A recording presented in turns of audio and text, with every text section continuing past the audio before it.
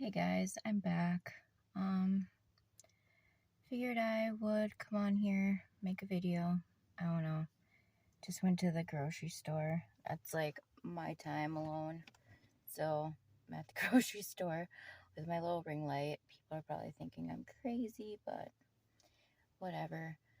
Sometimes I just need to vent, I guess. I don't know.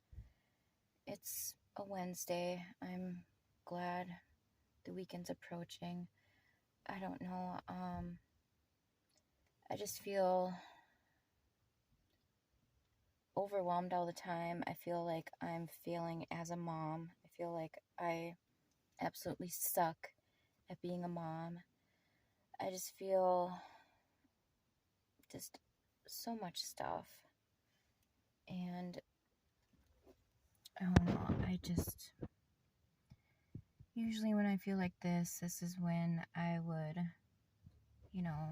call my mom. Well, I talk to her every day anyway.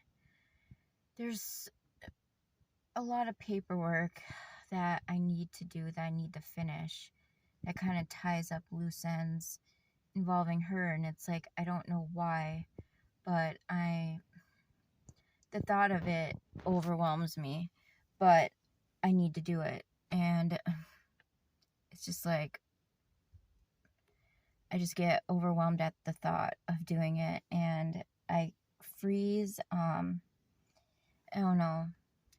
I learned after being diagnosed with ADHD within the past year and a half that a lot of what I thought was anxiety, or was just, diagnosed as generalized anxiety disorder, panic disorder, whatever, a lot of it is kind of associated with ADHD, like the constant state of overwhelm, where I get so overwhelmed that right away in the morning, I wake up with a pit in my stomach. I feel like I'm going to puke.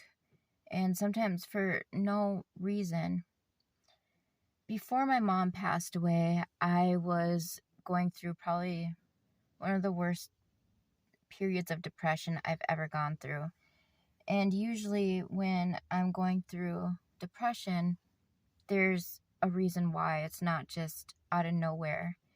And I think maybe subconsciously, like, I knew something was going to happen. I can't explain it. I had postpartum depression with my youngest, and pretty sure with my oldest too, but I don't know. I was trying to just white knuckle it, And SSRIs don't agree with me. I've tried all of them. They make everything just worse. So they're kind of out of, the question on taking them, because I'm so sensitive to medications that I will almost turn into a zombie.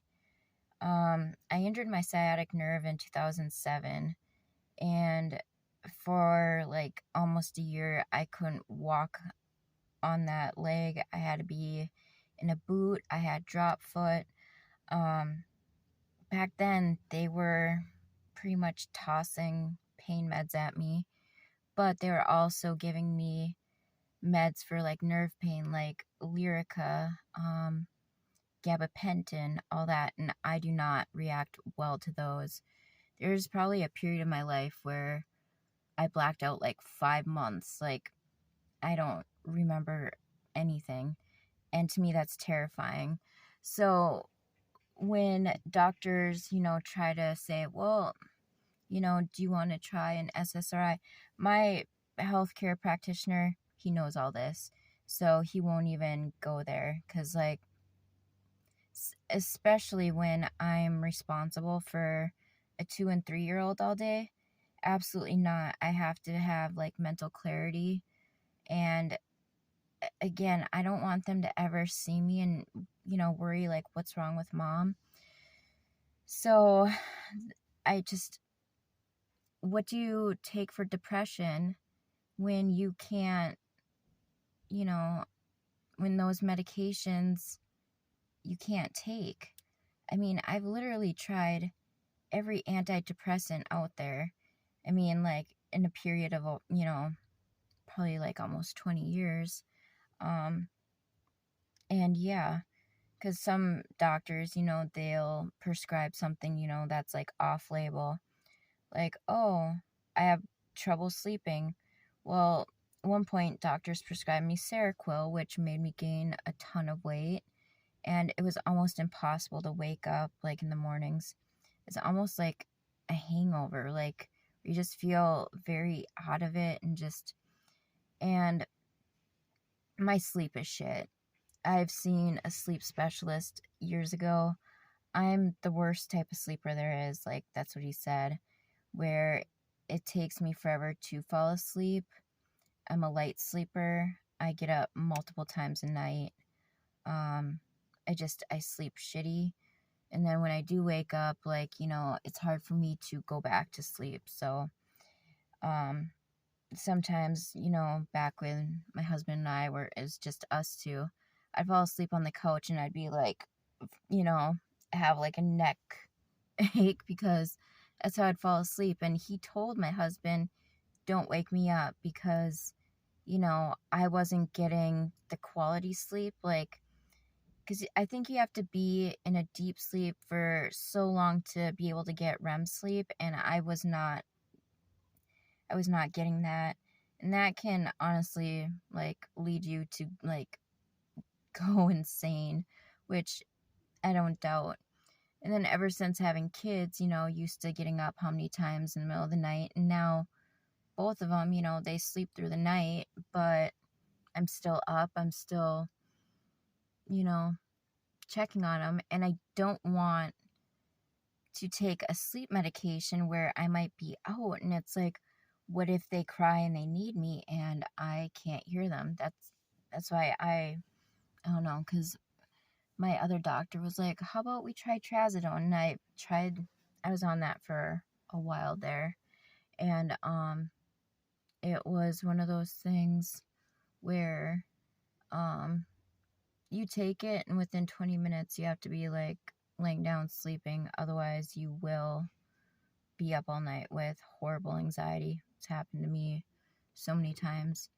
So that's something I'm not gonna do, Then too, if I can't hear my kids, like, what if something happens and, life depends on it? Like, I can't do that. So, I don't know. I wish I could take, like, Prozac or Zoloft and it'd work for me, but it doesn't. I think there's a medication that I took when I had my youngest. It was Vibrid. It's not technically an antidepressant, but it's kind of in that family, but it's not an SSRI. But the thing is, like, if you were like a couple minutes off from taking it, like, because you're supposed to take it once, like, a day every 24 hours, I would get horrible migraines. And then it's so expensive too. Even if you have insurance, like, out of pocket, it's because they just developed it. There's no generic for it. So I think one time to get me by, like, I forgot what the deal was, but I needed like 5 just to get me by until whatever. And 5 pills with insurance, it was like $60. It was just insane. And of course found out that I could have gotten the whole thing and it would have been like, I don't know, it just so stupid. So anyway, yeah, I don't know why I'm putting this all out there, but I kind of see this as my, I don't know, video diary, I guess. Someone pulled up next to me and I feel really weird. So I hope someone thinks I'm like talking on like video chat. I don't know. But yeah, I miss my mom horribly, and that's my sister. My sister's going through hell. And trying to be there for her, not be judgmental, not, force my opinion on her one way or another. Just support her in whatever decision she makes. I knew my mom helped her financially, but it's like, because she's moving into my mom's place. So right now, paying for her utility bill and my mom's, like 2 months in a row. And then her car was totaled a while ago. We had a car that it's kind of a junker we weren't using. Gave it to her so she has transportation, especially being in Minnesota. Like, it's not uncommon for snow to fly before Halloween. If anyone watching is old enough, but the Halloween storm of 1991, I remember tried to go trick-or-treating and like snow was up to my waist. It was insane.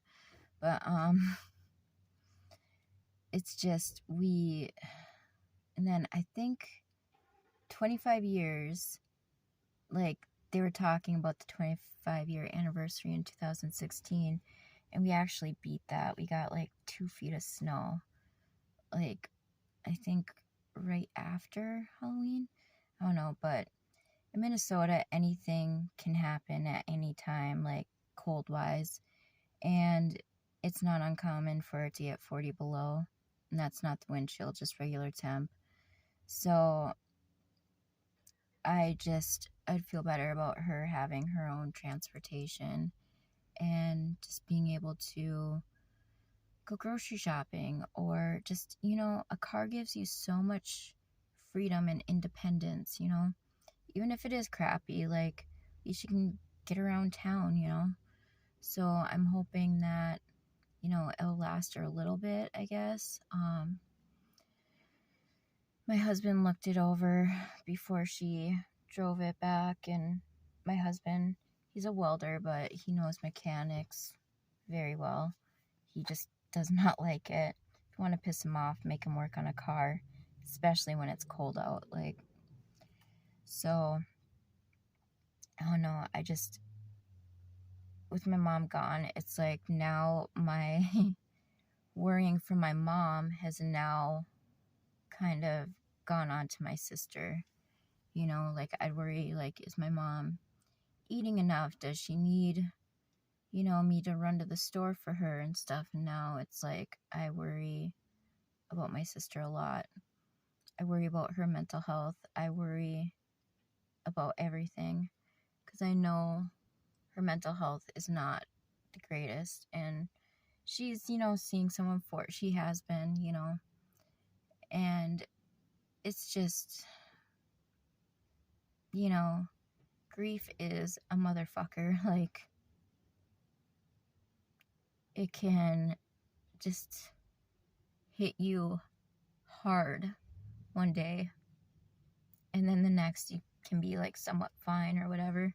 Like, I can't talk to like any of my mental health practitioners. Well, like 2 of them, that's all I have. I made it sound like I have like 50, but 2 of them without breaking down and crying. Like, I can't talk about her.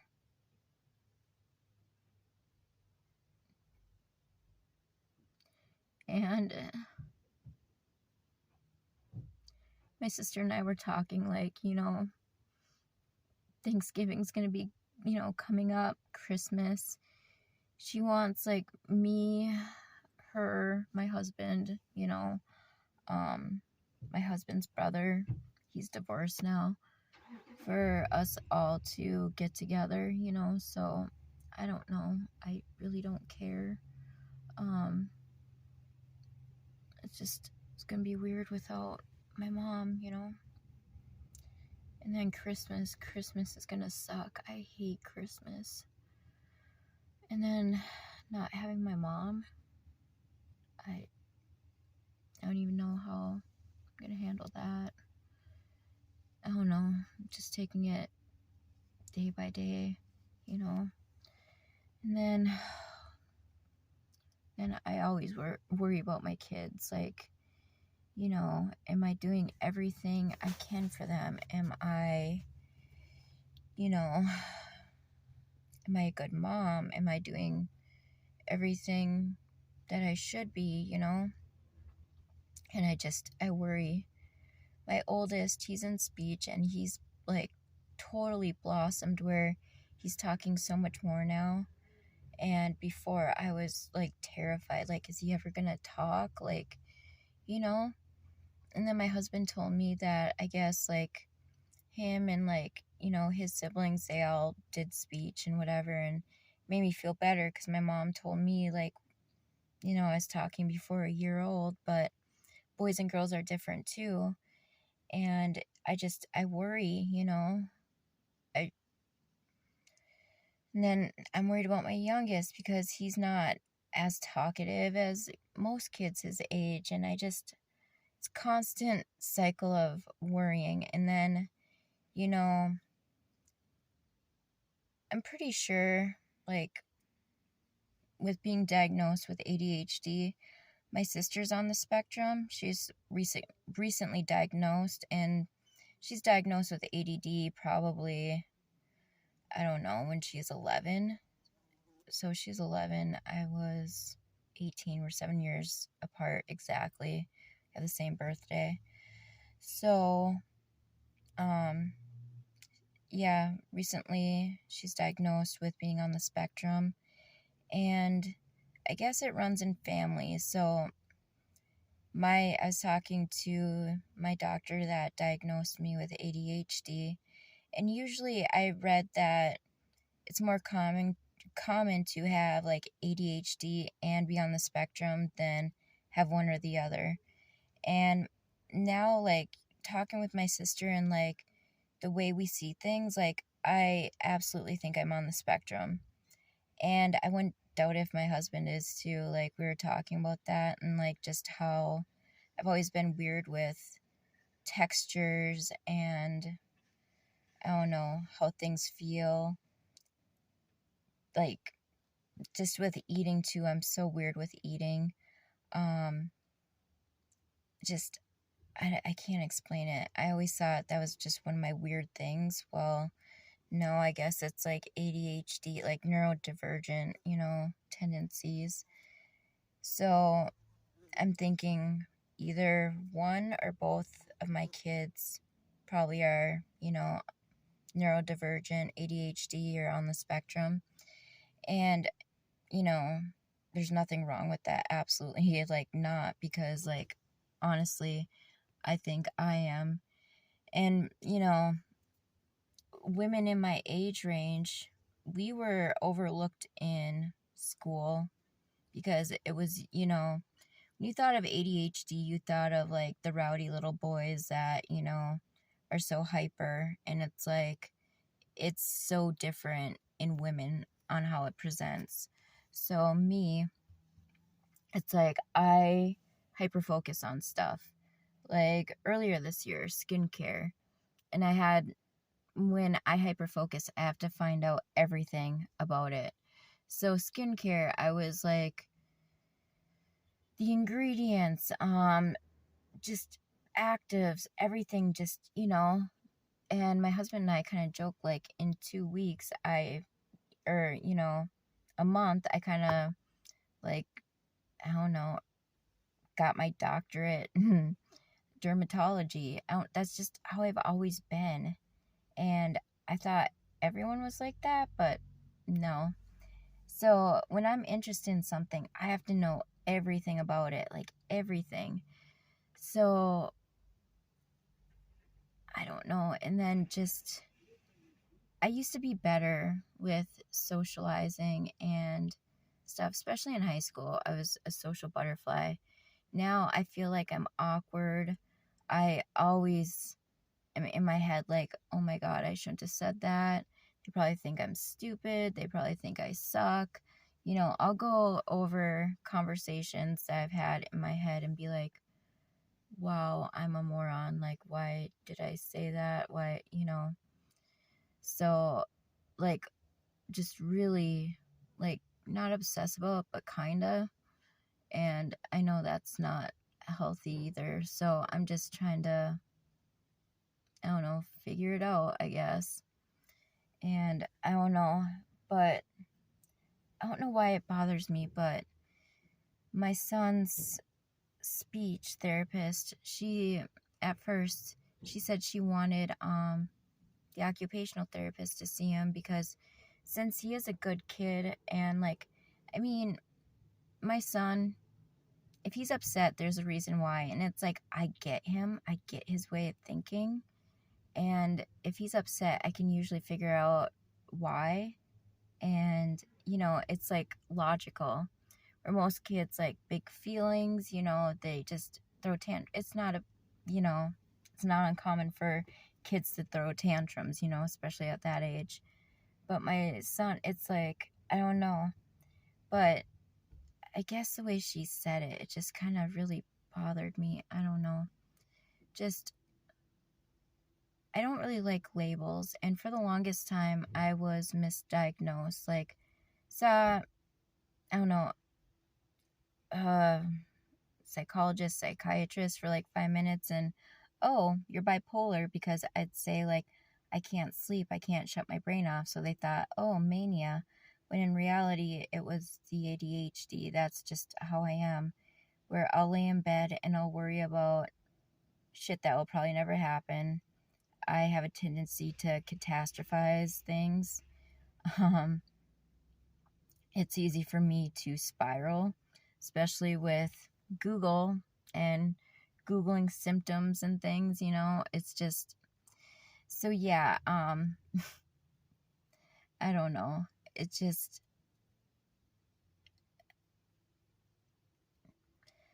but anyway, I'm so proud of my son. Like, he's potty trained. He's, because I was stressing to my mom before she passed. I'm like, how do you like do this potty training thing, because like I heard girls are so much easier than boys and whatever. And she's just like, don't stress, it'll happen when it's supposed to, and don't put too much pressure on them and stuff. And she was right. And it's like the stuff that I shouldn't worry about, I don't know, I constantly worry. I don't know, maybe that's too much, like maybe TMI, but I know there's other people out there that feel the same with, like, ADHD, just feeling overwhelmed, especially moms, like, mom shaming is so bad. Like, if you don't have, like, all your shit together and, like, look perfect all the time and your kids look perfect. I mean, my kids get, dirty, like, at nothing. So, yeah. I have the phone call, but yeah. So I mean, I just feel like moms, like, we have it so hard, and then it's like, I just envisioned I would have my mom there to help me, and I don't, and I don't know. What I would like is for my dad to move closer.